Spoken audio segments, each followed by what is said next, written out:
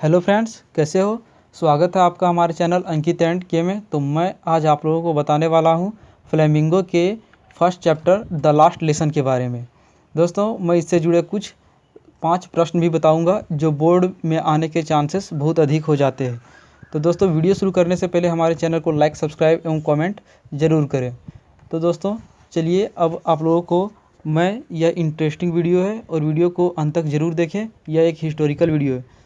दोस्तों, ये फ्रांस और जर्मनी के बीच चल रही लड़ाई की कहानी है और जर्मनी ने फ्रांस के 2 डिस्ट्रिक्ट एल्सस और लॉरेन पर कब्जा कर लिया था और बर्लिन, जो जर्मनी की कैपिटल है, जहां से ऑर्डर आया था कि अब फ्रांस में जितने भी स्कूल हैं, स्कूल में फ्रेंच की जगह जर्मनी पढ़ाई जाएगी।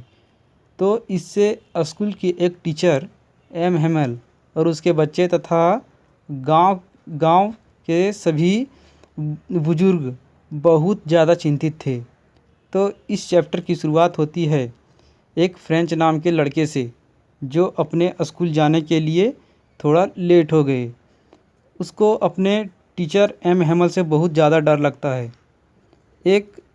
और आज के दिन तो मिस्टर एम हेमल पार्टिसिपल्स के बारे में टेस्ट लेने वाले थे और फ्रेंच को पार्टिसिपल्स के बारे में कुछ नहीं आता था।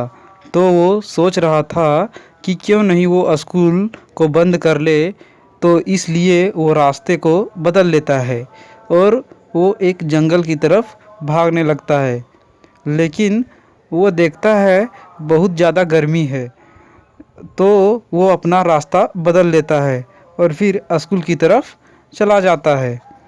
जब फ्रेंच स्कूल की तरफ जाता है तो रास्ते में उसको एक बुलेटिन बोर्ड मिलता है, जो कि वो टाउन हॉल में रहता है और वहाँ बहुत भीड़ होता है और सालों से उस बोर्ड में बुरी खबरें ही छप रही थी। उस बोर्ड पर फ्रांस की हारी हुई लड़ाई और गुम हो गई सिपाही की खबरें छपती थी।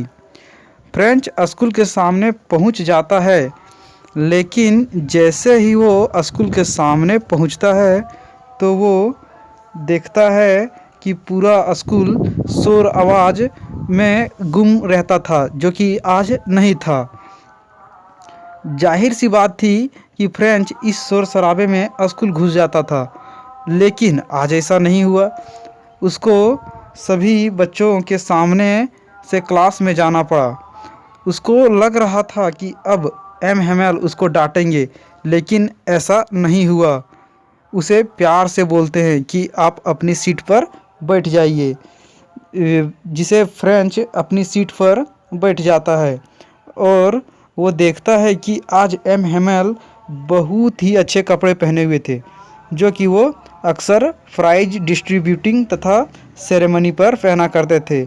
आज के दिन बहुत ही ज़्यादा शांत थे और सबसे ज़्यादा सरप्राइज की बात ये थी कि गांव के बुजुर्ग लोग क्लास के सबसे पीछे बैठे हुए थे। फिर एम हेमल एक दिन एक पोडियम पर चढ़ते हैं और वो सभी से बोलते हैं, हे बच्चों, आज मैं लास्ट लेसन पढ़ाऊँगा।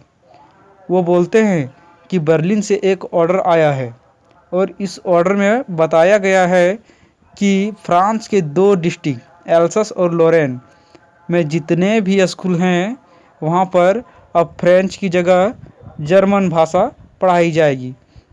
और आज आप लोगों की ये फ्रेंच भाषा की लास्ट क्लास होने वाली है। कल से आप लोगों के लिए नया टीचर आ जाएगा। फ्रेंच एम हेमल की बात सुनकर बहुत ज़्यादा सरप्राइज हो जाता है और उसे अफसोस भी होता है कि वो क्यों नहीं उसने फ्रेंच भाषा पर ध्यान नहीं दिया। उसको फ्रेंच लैंग्वेज बिल्कुल भी पसंद नहीं था और उसे एम हेमल भी बिल्कुल पसंद नहीं था। उसे लगता था कि एम हेमल एक सनकी इंसान है। एम हेमल की कुछ बातों को सुनकर वह फ्रेंच भाषा अच्छी लगने लगी थी और एम हेमल भी उसे अच्छे लगने लगे थे, क्योंकि उसको पता था कि कल से ये नहीं पढ़ाएंगे। फिर मिस्टर एम हेमल ने बच्चों से एक एक करके पार्टिसिपल्स के बारे में पूछा। अब फ्रेंच की बारी आई तो फ्रेंच खड़ा होता है और पार्टिसिपल्स के बारे में बोलना स्टार्ट करता है, लेकिन वो कुछ बोल नहीं पाता है। लेकिन एम हेमेल उसे कुछ नहीं बोलते और बैठने के लिए बोल देते हैं। एम हेमेल ने इस बात की चिंता जताई कि एल्सेस के लोग फ्रेंच भाषा पर बिल्कुल ध्यान नहीं देते। उसने बोला था कि वो अपनी मातृभूमि की भाषा टालते रहते हैं। फिर एम हेमेल ने बोला कि फ्रेंच इस दुनिया की सबसे बेस्ट लैंग्वेज है। ये सबसे क्लियर और ब्यूटीफुल लैंग्वेज है और ये फ्रेंच के सभी लोगों को रिजर्व करके रखनी चाहिए। इतने में चर्च की घड़ी में 12 बज जाते हैं और खिड़कियों के नीचे जर्मन सिपाही के कैंप की आवाज़ आने लगती है।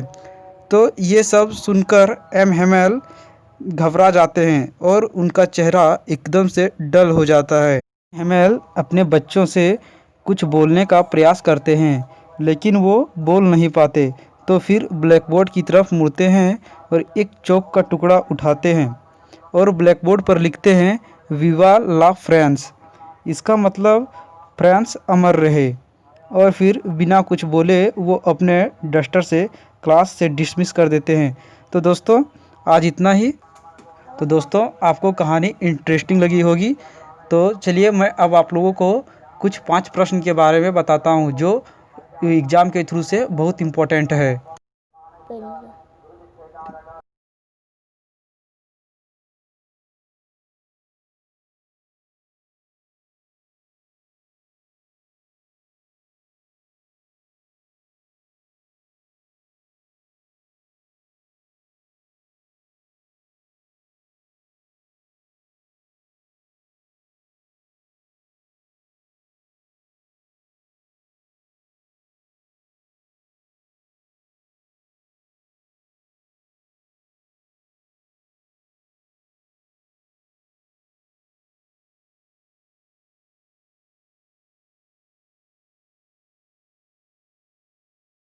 तो दोस्तों मैं आशा करता हूँ कि वीडियो को एक के लाइक तथा सब्सक्राइब तक ज़रूर पहुँचा देंगे। वीडियो देखने के लिए थैंक्स।